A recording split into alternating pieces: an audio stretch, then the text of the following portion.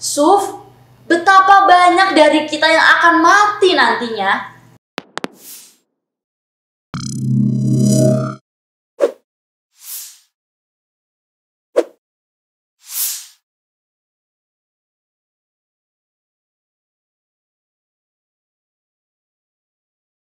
Hai teman-teman, gue Fedia, kembali lagi bersama aku Dea. Kali ini aku akan membahas sebuah buku yang mungkin menarik banget ya. Bukan mungkin, tapi menarik banget deh.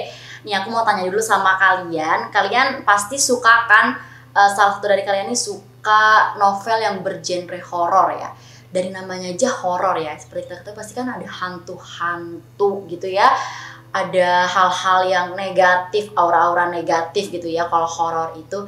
Tapi berbeda loh dengan buku yang satu ini nih. Ini tuh buku horor ya, bergenre horor tapi Islami. Gimana nih, apakah setannya gitu ya, hantunya make mukena atau gimana gitu kan ya. Nih aku juga nggak tahu, aku juga penasaran teman-teman ya.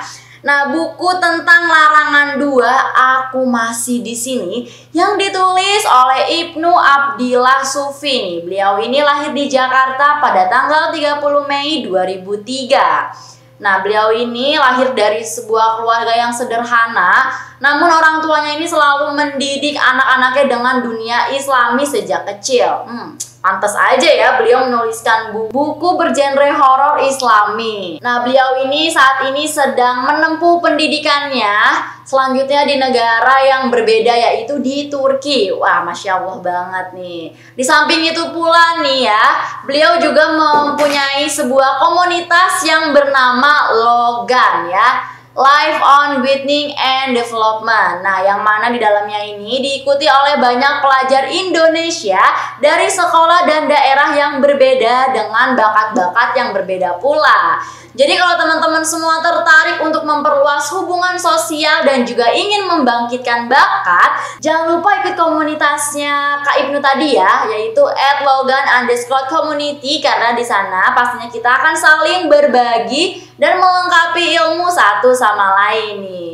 Kalian penasaran gak sih kenapa judulnya ini tentang Larangan 2? Nah, jadi sebenarnya ini ya, ini tuh ada novel bergenre horor ya, Islami ya, horor Islami seperti tadi aku bilang. Alasan kenapa diberi nama itu karena dijelaskan hal yang dilarang dalam agama, namun dilakukan sehingga menimbulkan banyak permasalahan ya.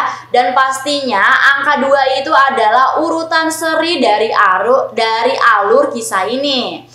Nah, ia menunjukkan bahwa cerita yang ada di dalam novel adalah lanjutan dari kisah sebelumnya yang berkesinambungan dan tak bisa diabaikan ya, apalagi dipisahkan. Oke, aku akan sedikit kasih tahu ke kalian isi dari buku ini teman-teman ya. Oh ya, by the way, daftar isi buku ini itu ada 13 daftar isi teman-teman ya. Ada 13 daftar isi. Nah, ini aku mau kasih tahu ke kalian sedikit, aku review. Jadi, di buku di seri yang kedua ini lebih mengarah kepada 5 sekawan ya yang menempuh perjalanan ke daerah terpencil di Kalimantan. Siapa di sini yang orang Kalimantan ya? Boleh komen di bawah. Nah, lalu mereka ini berdiam di suatu pesantren yang terasingkan ya. Dan di samping itu pula, mereka ini adalah sosok yang memiliki kelebihan dari orang lain pada umumnya karena ilmu agama Islam dan juga ruqyah yang mereka miliki. Menurut aku sih wajar ya, karena kan mereka ini anak pesantren, pasti punyalah ilmu-ilmu begitu ya. Wallahu alam. Nah, dikisahkan di sana itu ajaran Islam sangatlah asing dan kepercayaan pada leluhur masih kuat. Sehingga barang siapa yang berpaling dari ajaran leluhur tersebut akan dibinasakan. Nah, dan disinilah nih ya, cerita-cerita hebat itu dimulai. Ditambah lagi musuh dalam kisah ini nih yang ikut menyerang itu tak hanya berasal dari satu pihak ya, namun 3 pihak turut menyerang. Sang pemilik kuasa, sang pemegang kunci ilmu hitam, dan para dukun yang bekerja sama dengan mereka yang tak kasat mata, sehingga kisah ini itu tak bisa lepas dari nuansa horor Islami yang dibawakan juga. Wah, menarik banget berarti dong kisahnya teman-temannya. Sampai tadi itu apa tuh, bobo dukun ya. Tapi kalian percaya nggak sih sama gitu-gituan? Kalau aku sih sebenarnya percaya nggak percaya, tapi kan kalau dalam umat muslim gitu ya, umat beragama kayak kita gini, kalau percaya dukun-dukun gitu kan musik teman-teman ya. Tapi ya nggak tahu lah ya teman-teman ya. Nah di sini juga nih ya ada dialog nih, katanya, kamu gila Suf gitu ya. Kamu tak ingat ketika dulu kisah kita dalam menyelamatkan Afifah itu bagaimana rasanya? Sudah 3 teman kita yang tewas loh. Dan pula dalam kisah kala itu kita hanya melawan 1 golongan saja kan. Bayangkan musuh yang kita hadapi saat ini dari 3 golongan kuat yang berbeda loh.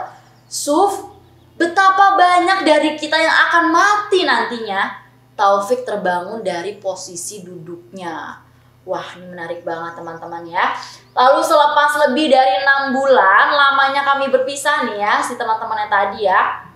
Akhirnya mereka ini kumpul bersama kembali nih ya. Apakah kalian semua masih ingat tentang kejadian kala itu? Ya, kejadian yang amat menegangkan bagiku dan seluruh teman-teman dalam menyelamatkan Afifah di kisah sebelumnya. Kami kira itu semua sudah selesai. Ternyata itu tak semudah hal yang kami bayangkan dan sebaliknya. Rangkaian kejadian kecil kala itu membentuk teka-teki untuk dipecahkan. Kali ini kami semua mendapatkan amanah dari guru. Nah, gurunya ini bernama Kyai Haji Syarif Mukbin ya, untuk melaksanakan perjalanan baru. Perjalanan yang amat jauh. Sebuah daerah di Pulau Kalimantan yang asing dari perkotaan, dan di sanalah semua kejadian dan pertikaian terjadi. Nah, bagaimana nih kisah si Sufi dan Taufik dan Afifah ini ya? Nih di sini tuh kelanjutannya teman-teman ya. Dari cover buku ini kalian bisa lihat ya, serem banget nih, kayak ya namanya Kalimantan gitu kan ya, Pulau Kalimantan pasti masih identik ya, terkenal dengan hutan-hutan gitu kan ya. Nah di cover bukunya juga bisa kalian lihat ya.